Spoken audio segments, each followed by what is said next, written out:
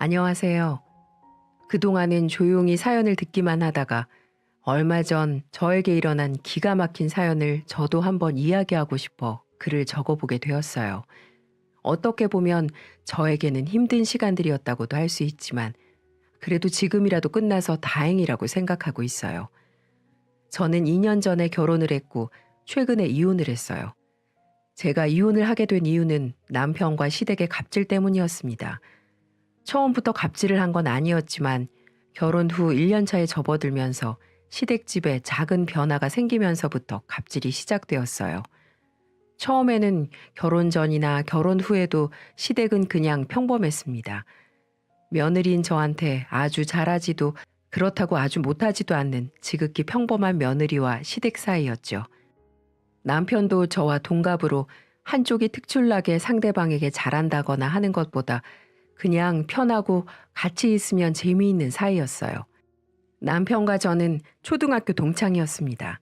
고등학교 당시 초등학교 동창들과 연락이 하나둘 닿게 되면서 모임이 시작되었는데 그때 본격적으로 친해지게 되면서 성인까지 연락을 하다가 연인 사이로 발전하게 된 케이스였죠. 그래서 저희는 서로 비슷하고 지인들도 겹치는 사람들이 많아서 더 재미있게 연애를 할 수 있었어요.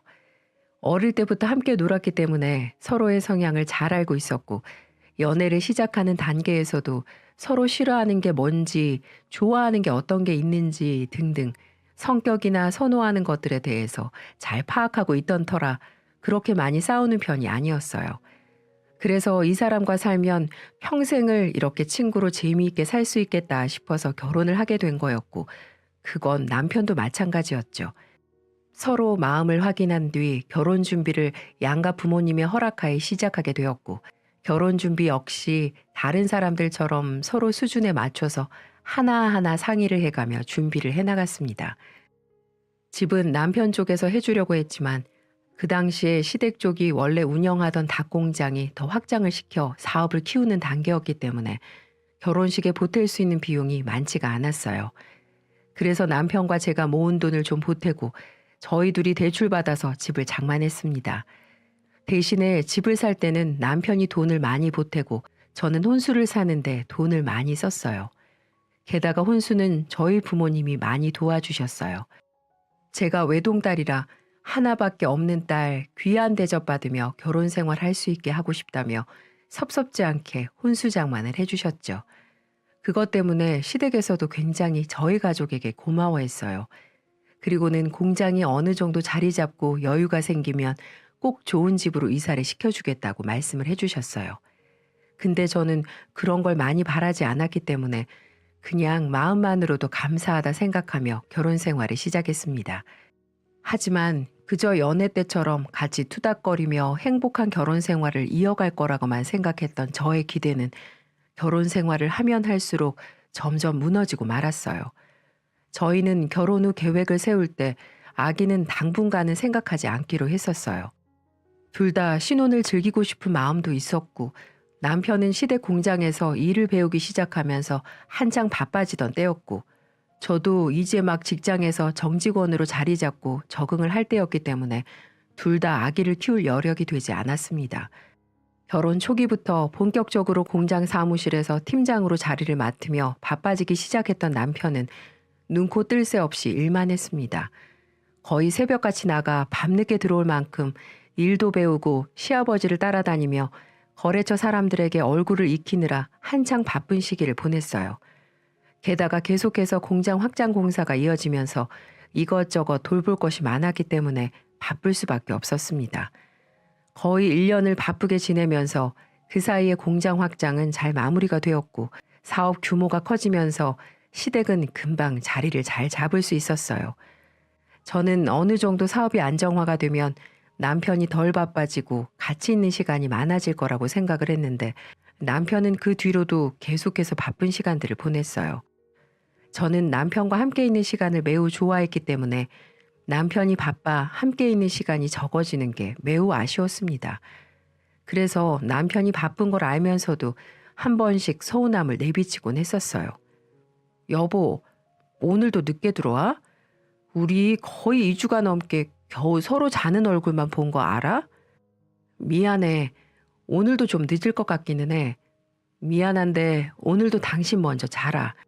나 거래처 사람들이랑 회식이 있어서 새벽에 들어올 수 있을 것 같으니까 저번처럼 기다리다가 소파에서 잠들지 말고 방에 들어가서 자.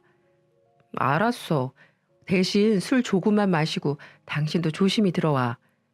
처음에는 남편도 제가 서운함을 표현했을 때 굉장히 미안해했어요. 정말로 결혼 생활을 하면서 일로 바쁜 남편은 주말에도 저와 같이 함께 시간을 보내거나 데이트를 할 수 있는 날이 별로 없었거든요. 근데 저도 이런 남편이 안쓰러워서 최대한 내조를 잘해주려고 노력했습니다. 제가 쉬는 날이거나 퇴근해서도 이후에 시간이 되는 날이면 공장으로 가서 일을 도와주곤 했었어요. 제가 할 수 있는 일이라고 해봤자 공장 직원들과 함께 닭을 포장하거나 손질하는 등의 일이 전부였어요. 하지만 남편은 그것만으로도 고마워했죠. 밥은 남편이 출근하기 전에 아침이라도 먹고 갈 수 있도록 늘 일찍 일어나 차려놓았고, 저녁에 늦게 들어오는 날이면 어차피 식사를 하고 들어오기 때문에 출출할 때 간식으로 먹을 수 있도록 간단한 부침이나 샌드위치 등을 만들어 놓고 잤어요. 하지만 이게 점점 지속되고 나니까 남편은 이 모든 것이 매우 당연한 걸로 생각을 하는 것 같더라고요. 제가 하는 일은 광고 관련 일이었는데 이게 시즌마다 바쁜 시기가 있는데 저희 회사는 10월에서 2월까지 한창 바쁘다가 그 이후에는 좀 안정기에 접어드는 때가 있어요. 그래서 다시 바빠지던 시기에 공장을 못 가니 남편에게서 연락이 오더라고요. 당신 오늘도 못 와? 나 요즘 바쁜 시기라 못 간다고 몇 번 얘기했잖아. 오늘도 바빠서 못 갈 것 같은데? 아니 그럼 여기 일손 부족한데 어떡해? 일손이 부족하다고? 그럼 사람을 더 구하면 안 돼? 아니 내 말은 계속 당신이 일하다가 빠져버리면 당연히 여기 있던 직원들은 일을 배로 하는 느낌일 거 아니야. 원래 나 없이 일하던 사람들이잖아. 내가 없으면 없는 대로 또 적응해 가겠지. 아, 참. 당신 왜 이렇게 책임감이 없어? 이럴 거면 애초부터 일을 하지 말든가. 당신 말이 왜 그래? 나도 퇴근하고 힘든 거 조금이라도 도와줘 보려고 나갔던 건데 나 없으면 없는 대로 해야지. 내가 거기 직원도 아니고. 암튼 이제 바빠서 당분간 못 가니까 일손 부족하면 당신이 뛰어들어서 닭 껍질을 벗기던지 삶아 먹던지 알아서 해. 저는 너무나 당연하게 공장에 나가지 않는 저를 탓하며 뭐라고 하는 남편에게 화를 냈어요. 그동안 제가 보인 호의와 배려가 이 사람에게는 당연해졌는지 정말 어이없는 태도를 보이더라고요. 그래서 그때부터는 버릇을 고쳐야겠다 싶어서 공장에는 일절 가지 않았습니다. 남편은 제가 한번 뭐라고 하는 날부터 저한테 삐졌는지 한참을 퉁퉁거렸어요. 하지만 그래도 받아주지 않았어요. 힘든 마누라 고생을 생각 않고 본인 힘든 것만 생각하는 남편이 괘씸했거든요. 그래서 한참을 서로 서먹한 상태로 지내다가 마침 결혼 기념일이 다가왔습니다. 저는 결혼 기념일 때도 서먹하게 보낼 수 없는 노릇인데다 남편과도 다시 잘 풀고 싶어서 얼른 퇴근해 여러 가지 음식들을 준비해 놓고 향초까지 켜놓으며 좋은 분위기를 만들어 놓았습니다. 그리고는 남편에게 전화를 했어요. 남편, 오늘 몇 시에 들어와? 오늘은 밤 9시면 들어갈 수 있을 것 같아. 알았어. 그럼 늦지 말고 와. 뭐야? 갑자기 왜 이렇게 사근사근 말을 해? 왜긴 남편이랑 오랜만에 저녁 좀 맛있게 먹어보려고 그러지. 설마 오늘 무슨 날인지 까먹은 거 아니지?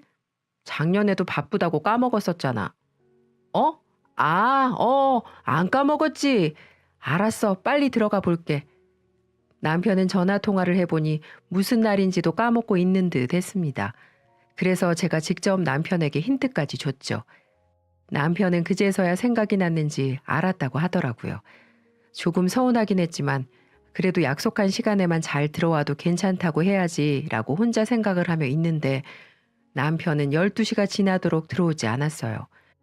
제가 문자를 해도 답변도 없고 전화를 해도 받지 않았습니다. 저는 혹시나 무슨 일이 생긴 걸까 싶어서 같이 일하는 시아버지에게도 전화를 했지만 시아버지는 오늘은 남편이 몸이 안 좋다고 하면서 3시에 퇴근을 했다는 이야기만 하셨습니다. 저는 시아버지의 말에 남편이 저에게 거짓말을 하게 된 걸 알게 되었어요. 그리고 결국 남편은 새벽 1시가 넘어서 들어왔습니다. 저는 그때까지 남편을 기다리고 있다가 화가 난 채로 맞이했어요. 당신 오늘 무슨 날인지 몰라? 까지 들어온다고 했었잖아. 아, 뭐야, 기다리고 있었어? 아, 오랜만에 태석이네 애들 만나서 술 한잔하고 오느라 늦었어. 남자가 밖에서 술 마시다 보면 좀 늦을 수도 있지. 뭘 그렇게 눈에 불을 켜고 환장을 하고 있어? 남편은 술에 취해 저에게 곧바로 심한 말을 하며 맞받아쳤어요.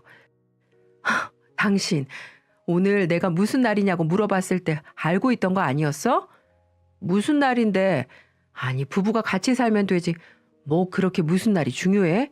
진짜 짜증나게 왜 이래? 뭐? 짜증나? 아, 당신 진짜 왜 이렇게 변했니? 아이씨, 진짜.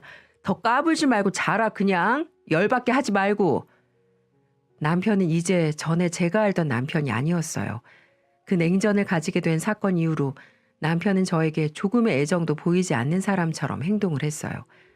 저는 거기에 정말 큰 상처를 받고 상실감을 얻게 되어 그 뒤로 남편에게 말도 섞지 않았습니다. 하지만 저의 불행은 거기에서 끝이 아니었어요. 곧바로 시어머니가 남편에 이어 저에게 갑질을 하기 시작했거든요. 물론 처음부터는 아니었습니다. 어느 날 시어머니가 저를 불러서 결혼 전에 이야기하셨던 걸 저에게 다시 말씀을 하셨어요. 아가, 우리가 결혼 전에 집을 못 해줘서 미안하다고 했잖니. 네 시아버지 공장이 지금은 좀 잘 마무리가 된 듯해.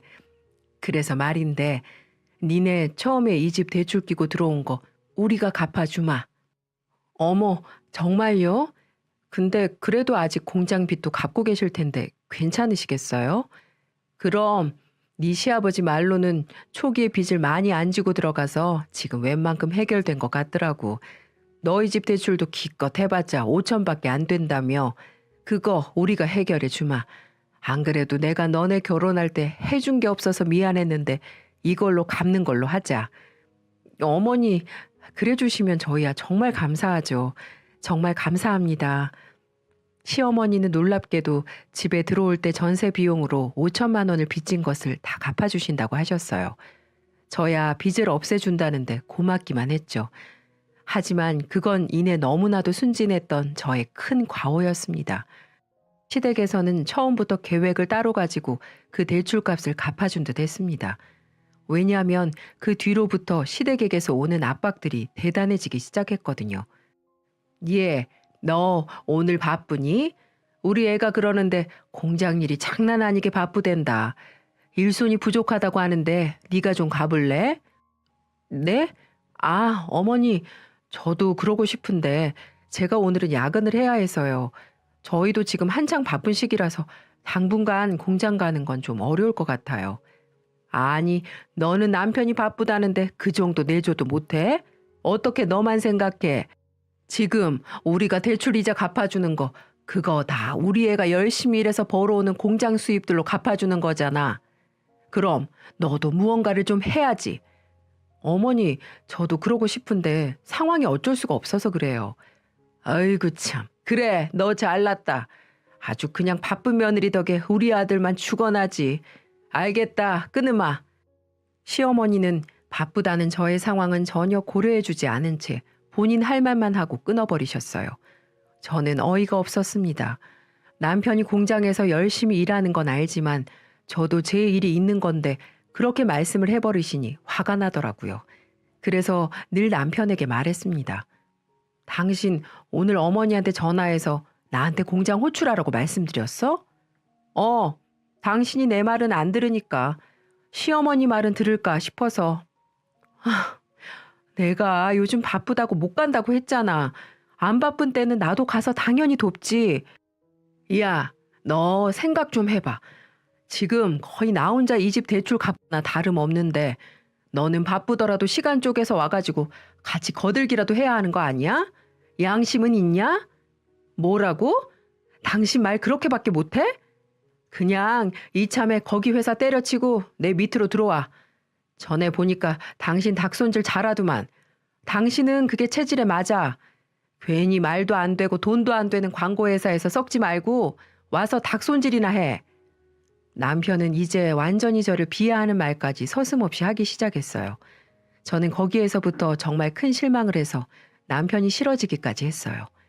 하지만 여기에서 더 결정적인 사건이 일어나게 되었습니다. 또다시 한 차례 싸우고 남편과 다시 어색하게 지내고 있는데 마침 남편의 생일이 다가왔어요. 그때 저희 엄마는 저희 둘의 상황을 모르고 있었기 때문에 남편 생일상을 차려주고 싶다고 저희를 초대하셨죠. 엄마는 저에게 전화를 해서 남서방과 같이 주말에 오라며 이야기를 했어요. 저는 그때까지도 남편이 먼저 사과하기 전까지는 먼저 풀지 않을 생각으로 말도 걸지 않고 있었는데 저희 엄마가 그렇게까지 말씀을 하시니까 또 엄마의 마음을 무시하고 싶지 않아 남편에게 이야기를 했죠. 여보, 엄마가 당신 생일 얼마 안 남았다고 주말에 밥 먹으러 오라셔. 생일상 차려주신다고. 저는 나름 큰 결심과 용기를 내어 말했어요. 솔직히 저한테 잘못한 건 남편이었기 때문에 먼저 사과를 받기 전까지는 말도 걸고 싶지 않았거든요. 하지만 그것과 엄마의 생일상은 별개였기 때문에 어렵게 말을 꺼냈습니다. 근데 그 후로 들려오는 남편의 대답이 저를 완전히 뒤집어 놓았어요. 아, 바빠. 못 간다고 말씀드려. 당신은 공장에 와서 일할 시간은 없으면서 친정 가서 밥 먹을 시간은 있나 봐? 남편은 어이없게 또다시 공장에 나가서 제가 일을 하지 않는다는 이유로 트집을 잡으며 저희 엄마의 성의를 무시했어요. 말 또 그따구로 할래? 네 장모가 너 생각해서 생일상 차려주신다는 거잖아. 아, 못 간다고 글쎄. 노인네가 지네 딸이 노니까 나까지 노는 줄 아나. 더럽게 귀찮게 하네. 못 간다고 말해라. 나 그날 바쁘니까. 남편은 이제는 저로 부족해 저희 엄마까지 무시를 했어요. 저는 엄마가 사위에게 그런 푸대접을 받는 게 너무나도 화가 나고 죄송스러웠습니다. 그래서 저도 모르게 눈물이 나더라고요. 그리고 우리 엄마를 하대하는 남편을 용서할 수 없어서 뒤돌아 방으로 들어가고 있는 남편에게 달려가 뒤통수를 후려쳐버렸습니다. 야! 이게 미쳤나? 남편은 저한테 세게 맞고는 잔뜩 화가 났는지 저를 벽으로 밀치고는 주먹으로 저의 얼굴을 몇 번이나 때렸습니다. 그리고는 아우 진짜 한 번만 더 이따위 짓 해봐. 그땐 이걸로 안 끝나? 라고 소리를 지르고는 그대로 집 밖으로 나가버렸어요. 저는 온몸이 달달 떨리며 두려움과 무서움에 사로잡힌 채 하루 종일 울었습니다. 그리고는 이제 이 관계를 더 돌이킬 수 없을 것 같아 이혼을 결심하게 되었어요. 그동안 남편과 시댁에서 당했던 게 하나하나 떠오르더라고요. 시모는 시도 때도 없이 대출비 갚아줬다는 이유로 시댁에 와서 청소하라든지 집안일을 시키기도 했고 심지어는 마당에 개 3마리가 있었는데 집안에 아무도 없다며 퇴근하고 얼른 가서 개 사료랑 물 채워주라고 시키기도 했습니다. 한 번은 시모 생일을 그냥 넘어갔다고 기본 예의도 모르는 년이라며 욕을 하기 시작했고 친정엄마가 허리를 다쳐 병원에 입원했는데도 닭공장 일손이 바쁘다며 못 가게 막은 일도 있었습니다. 그리고 이 남편이란 인간은 알고 보니 집에 늦게 들어온 이유가 공장 일이 바쁜 일도 있었지만 일찍 끝나는 날엔 저를 속이고 유흥주점 같은 데를 다니는 듯 했습니다. 여러분들이 잘 아시는 노래방이나 룸주점 같은 데 있잖아요. 남편은 친구들과 술 한잔하다 외로웠는지 그런 곳에 가서 여자 끼고 펑펑 돈 쓰며 놀다가 새벽 늦게 들어온 것 같아 보였어요. 어떻게 알았냐고요? 우연히 남편 카드 명세서를 봤는데 황진이 노래방, 아마존 이런 데가 찍혀서 전화를 해보니 역시 아가씨 장사하는 곳이더군요. 이것도 제가 감각에 무뎌서 그런 건지 최근에서야 알았던 거였어요. 물론 남편이 지금까지 안 다니다가 최근부터 다닐 수도 있겠죠. 하지만 그 인간이 술집에서 여자 끼고 더러운 짓을 했다는 걸 상상하니 도저히 못 참을 것 같아서 한마디 했는데 그 인간은 자기는 술만 먹고 친구들만 여자 불러서 놀았다고 잡아떼는데 증거가 없으니 이러지도 저러지도 못한 적도 있었습니다. 본인은 절대 아니라고 소리를 꽥꽥 지르며 정신 나간 것처럼 행동을 하는데 어떻게 제가 이길 수 있겠어요? 그냥 그러려니 하고 넘어갔었죠. 하지만 지금 생각해보면 참 제가 바보 같았네요. 어떻게 남자들이 그런 곳을 갔는데 술만 먹고 놀 수 있을까요? 더 심한 것도 했겠죠. 참 제가 미련한 사람이었습니다. 아무튼 그 이후로 저는 더 이상은 결혼 생활을 이어갈 수 없다는 판단을 내렸고 이혼을 하기로 마음을 먹었습니다. 하지만 그냥 이혼하기에는 그동안 제가 받은 갑질과 폭력이 너무나도 억울했습니다. 그래서 이제까지 남편이자 가족이라는 명목으로 꾹 참고 있었던 것들을 제대로 폭발시키며 복수를 하기로 했어요. 사실 제가 그동안 공장에서 일을 해보니 남편의 공장에는 문제가 많았습니다. 남편 공장은 위생시설이 말도 안 되게 열악했어요. 그들은 식품위생과에서 점검 나올 때만 위생복장을 취하고 일을 하는 척을 했었어요. 게다가 기계들도 제대로 점검하지 않은 데다 닭찌꺼기가 그대로 붙어 있는데도 불구하고 세척을 하지 않고 그대로 재가동을 하는 기계들도 있어 문제가 심각했습니다. 저는 그걸 활용해서 고발을 하기로 했어요. 제가 고발하지 않아도 직원 중 누군가가 찔러도 충분히 걸릴 수 있는 부분이었기 때문에 저는 제가 총대를 매기로 했습니다.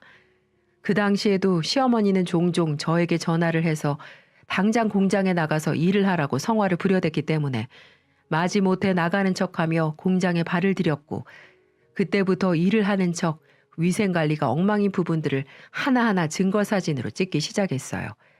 그때는 제가 고분고분 공장에 잘 나가니 남편도 기분이 좋아졌는지 전처럼 저한테 말을 걸기 시작하더라고요. 저는 속으로 가짜났습니다. 하지만 그래도 대충 대답을 해주며 지냈습니다. 그 당시 바로 이혼 이야기를 하기엔 성급한 시기였기 때문에 저는 증거물들이 잘 정리가 될 때까지 꾹 참고 기다렸어요. 저는 광고 일을 하면서 정보 탐색과 PPT 정리가 익숙하고 일상인 사람이었기 때문에 증거물들을 확보하고 정리하는 건 크게 어려운 문제가 아니었어요. 그래서 깔끔하게 정리를 해놓고는 이 일을 터뜨릴 시기만 재고 있었죠. 그러던 중 시어머니가 집에 찾아왔어요. 제가 한창 공장에 나가면서 본인 말을 잘 따르는 것처럼 보이니 기분이 좋았는지 간만에 웃으면서 저한테 이야기를 하더라고요. 모자가 단순한 건 똑같았습니다. 예, 너 요즘 공장 잘 나온다고 하더라. 진작에 말 그렇게 들었으면 좀 좋아. 사람이 양심이란 게 있으면 말이다. 공짜로 밥 먹는 짓 따위는 하는 게 아니야. 네가 사람이라면 이 시댁 말을 잘 들어야지. 앞으로도 고분고분 남편 말 잘 따르면서 공장에 충성해. 저는 또 끝없이 개념 없게 말을 하는 시어머니를 보며 지금이 적기라는 생각을 했습니다. 이제 저는 만반의 준비를 끝낸 상태였고 아주 극적인 타이밍을 만들기 위해 노리고 있었기 때문에 그때가 바로 이때라고 생각을 하며 곧바로 질러버렸어요. 어머니, 진짜 끝을 모르고 갑질하시네요. 바쁘게 사는 며느리 더럽게 귀찮게 하는 것도 마찬가지고요. 저 그냥 더러워서 어머니 며느리 안 할게요. 그리고 당신은 이혼 서류 작성할 준비하고 있어.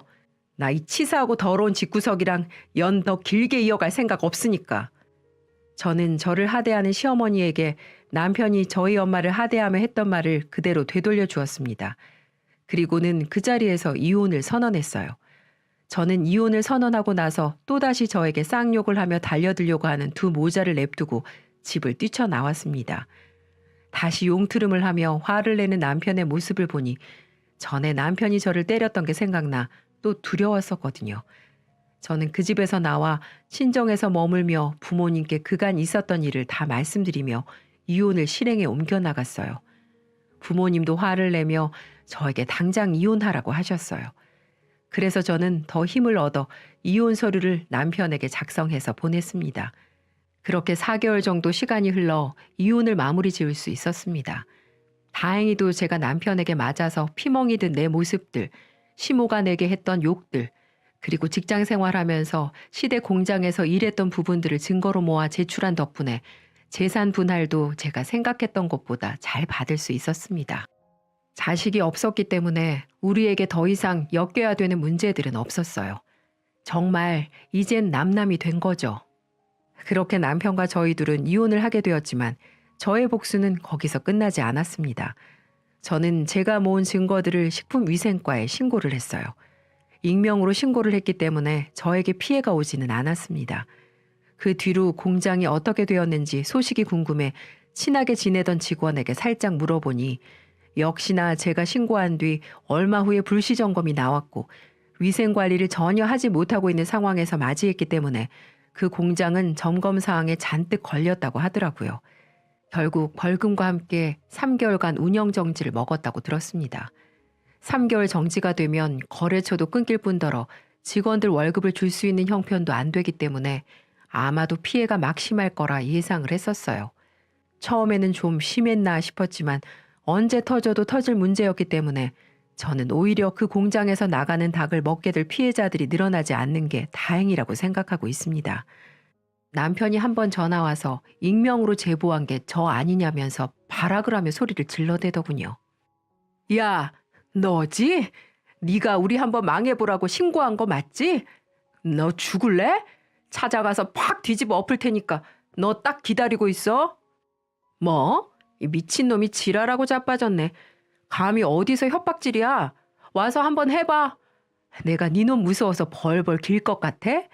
요즘 세상 얼마나 무서운 세상인지 모르고 그따위로 말을 해. 그리고 내가 익명으로 신고했다는 증거 있어? 니네 집이 영업정지 당한 게 왜 내 탓이야? 생사람 잡지 말고 사람이 되라 인간아. 여자 끼고 놀 시간에 니네 그 더러운 기계 한 번 더 닦고 위생관리나 철저히 해. 지네가 한 건 생각 안 하고 꼭 남 탓한다니까. 그리고 네가 지금 나한테 협박한 거 녹음 다 했으니까 찾아오기만 해봐. 너 그날로 깜빵 확 보내버릴 줄 알아. 알았어? 야, 너? 그리고는 전화를 끊어버렸습니다. 물론 다시는 그 인간이랑 엮이지 않으려고 시댁 식구, 남편 전부 전화도 차단했고요. 그렇게 제 결혼 생활은 마침표를 찍을 수 있었네요. 이혼을 하게 된 가정이 씁쓸하긴 했지만 제 인생의 쓰레기를 하나 처리하게 된 것으로 저는 만족하고 있어요. 게다가 아이가 없어서 이혼녀 꼬리표가 붙기는 했어도 그래도 아직 제 나이가 창창해서 우울하게 지내고 있지도 않습니다. 오히려 인생 경험 세게 했다고 생각하며 더 사람 보는 눈을 키워야지 생각하고 있어요. 이혼 후에 동창들에게 들어보니 역시나 그 인간은 공장 정지당하고 손해가 커서 엄청 힘들어하는 중이라고 하더라고요. 그리고 친구들 사이에서도 제 욕을 그렇게 한다는데 저도 제 친구들에게 그 인간과 그 인간 어머니가 저한테 했던 것들을 그대로 다 말해주고 있어요. 그럼 오히려 친구들은 전 남편을 같이 욕하면서 저한테 이혼 아주 잘했다는 이야기를 해주고 있답니다. 저는 이제 이 이야기를 끝으로 기억에서도 지우며 살아가려고 해요. 저는 제 일을 더 열심히 하면서 광고업계에서 더 성공하기 위해 노력하려고 합니다. 이 사연을 같이 들어주신 여러분, 혼자가 된 저의 지금을 안타깝게 보지 말아주시고 부디 응원해주세요. 여러분에게도 앞으로 실패가 아닌 성공만 있기를 응원하며 글 마무리할게요. 감사합니다.